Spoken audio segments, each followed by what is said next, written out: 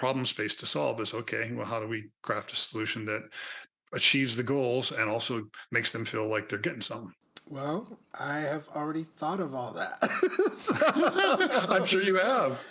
So let me tell you my idea and see what you think. All right. I don't think that it doesn't even need to be true. Like, and don't throw eggs at me for saying that. But like, it doesn't even need to be real. And so, it just has to Yeah. make people feel a certain way. And I think that that's something we need to use that principle that the Republicans are using, but use it for good.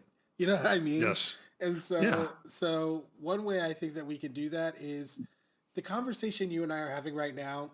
Ultimately, I want to have this conversation, but with younger people. Okay, with Yeah. the younger people and older Yeah. people. Everyone's invited. Okay, I'm not trying to be an ageist or anything, but like I just really feel like the younger generation is going to dictate the outcome of this struggle. So we need to like figure out Yeah.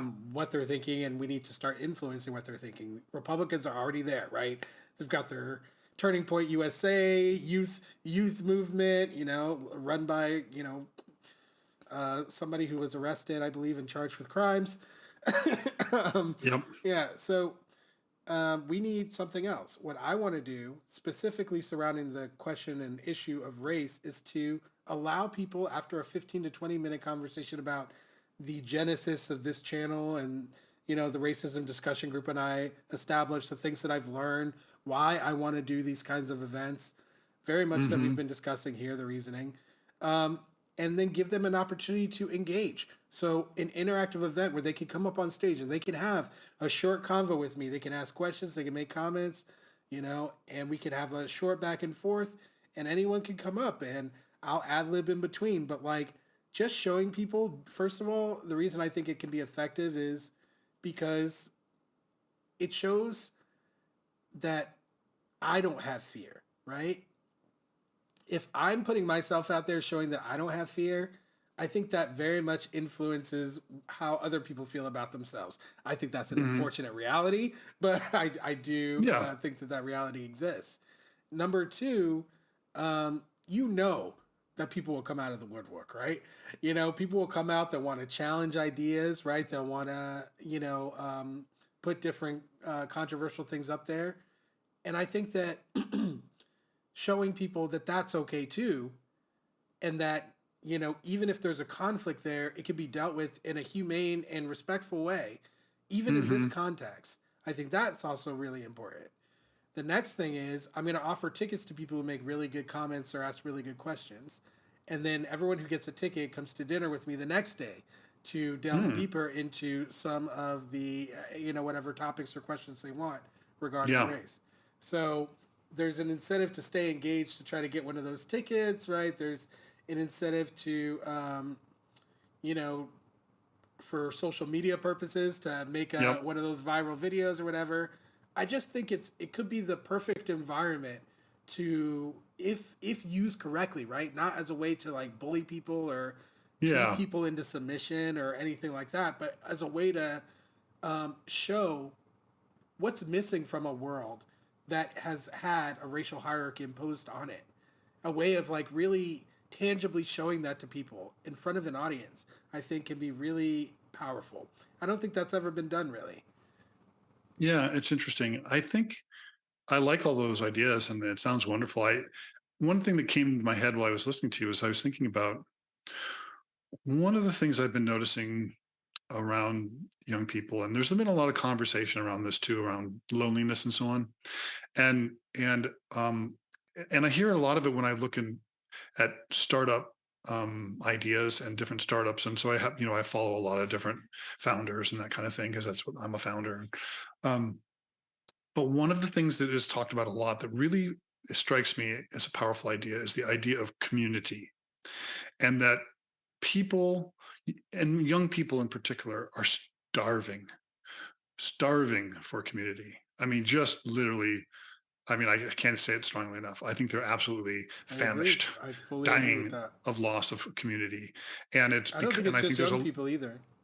yeah, and yeah, no, not just young people, but I think in particular young people is really hitting hard. And, and I think that the idea of creating community around improving the world Meaning, because a lot of that used to be kind of religious organizations. I mean, and which is unfortunate that it's kind of moved away from that because of the way that religion has moved in the United States to be more of like a commercialized thing. Um, but the idea of actually being around other people and participating in a community that has a common goal, and that common goal is good, it feels good, and feels like it's making a positive change in the world. And it is, there's just a lack of that. There is a huge Um, lack of that. just a Yeah. huge, and and I think it's part of the whole that the propaganda machine on the right is trying to capitalize on, and it absolutely is a methodology for uh, creating extremism among young white men, especially by offering community and or a feeling of community, feeling that you belong somewhere, that you're a part of something. That you may Um, belong at the top of a certain pyramid. right.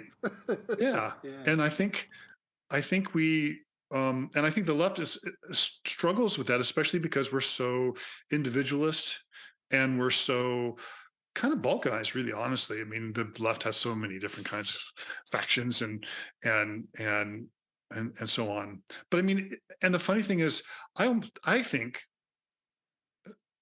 that dealing with this issue, it's really important, even though I don't do this myself, but I think it's really important to somewhat separate it from politics, because the political component of it is kind of divisive and toxic. And so even though, given the last 2 hours I've been talking about politics as it relates to race, I actually think that addressing the problem that it helps to take it out of a partisan framework. Because the reality is, there's no reason why there aren't plenty of people who want to see uh, more equality, more peace, more less division, et cetera, et cetera, et cetera, who are conservative. There's plenty of people who live in small towns, because if you look at small town America, it's like that might be 80%, you know, right wing, and there's absolutely a fair number of people within that within that community who aren't racist, and or who want to be less racist, or who want to see a more harmonious, um, um, culture in the United States. And I think so. I think it's somewhat dangerous to continue the politicization or the partisanship of anti-racism, or because I think it even within the left creates these divisions of kind of like, where's your where's your political position land on all this, right? And Yeah. because everything I, can be so politicized, and I think having something that's more like, I don't know, I want to say almost humanist rather than, I mean, of course, as a religious person, I would love to see it be like uh, my idealized version of religion, um, and because I've had such great experiences in my religious community that are just that I'm like, they're such the most awesome people. Um, I still believe that. I mean, they really are wonderful folks, but it's not realistic that we're going to say, okay, we're going to convert everyone to be brethren, you know. So, but I think that having a a positive message, nonpartisan, um, uh, community that has a mission and has opportunities for people to feel like they're part of something that is not about being being different or better or whatever than other people, but instead actually just doing a positive thing in the world. I think that's a really good point that I'm really going to have to ruminate over for a long time, because I think that's quite difficult in the race context. There's just a lot of pain and hurt and ugliness within the context that you must face in order to deal with it. So, Yeah, how you can create a way for people to just feel positive about it, I think, or to mostly feel positive about it, even, I think it could be quite difficult, because being anti-racist, you're going to encounter opponents who will try to make you feel like you're doing the wrong thing. And for a Yeah. lot of people, it's easy to make them feel that way. So, or make them feel like them making that choice will make them so uncomfortable. So I don't Yeah, know. it's an interesting thing. I mean, like if you're an environmental activist, you're actually going to have people that oppose you at every turn, and big money propaganda that's opposing you at every term, and da, da, da, da. So I mean, yeah, it's an interesting thing. I mean, I'm not saying that the idea is that it's a Pollyanist kind of thing. I No, just no, think no. that, That's not what I'm trying to get at. I'm trying to say yeah, that I think that to me, the obvious thing is empower people who are willing to take the risk. That's what we don't do. We don't empower people who are willing and who are able to actually make an influence if they had the position and the backing and the resources. We don't yes, back our champions on this other side, on this anti-racist side. We don't back people. You know, we right, tear people down. Every anti-racist person who has come out has been torn down who is not right wing. Every single yes, one. So oh like, sure, so like we don't we have to when that's the reality we have to question whether are we really trying to do something here, because if no one's good enough, you know, then what are we doing, you know? Like I think right, we're only stopping forward progress really. So I just look at things like that, and I try to make sure that we're trying to stay objective about what our goals actually are. yeah, You were saying remain partisan, or try to not be partisan about the race stuff. It's not a partisan issue. There are, that's what I'm saying. yeah, yeah. Shouldn't be. So I mean, it's not hard for me to do that. You know, I think for I most know. people who are studied on the issue, like partisanship doesn't even play into it. In the black community, it really doesn't either. Like it's not what we talk about. We don't we don't have questions about the partisan nature or the political implications of race. Like we Sure. understand it, we live it, you know. So like we don't need Yeah. to dissect it like the same way other people do. But I just feel like, um, despite that, I think it's important while humanist attributes are integrated into the message of anti-racism, because you know discrimination on the basis of race is dehumanization. That's what it is. So Yeah. a humanist message can work, but like ultimately, this is a continuous river of consequences that we're facing of dehumanization. It still goes on all the time, all around us. A lot Yeah. of people are unaware of that. There's no way to get to a place where people feel like they're making an impact on the world if they don't even know what's happening in the world around them. That is a Yeah. lot of people right now, a lot of young people.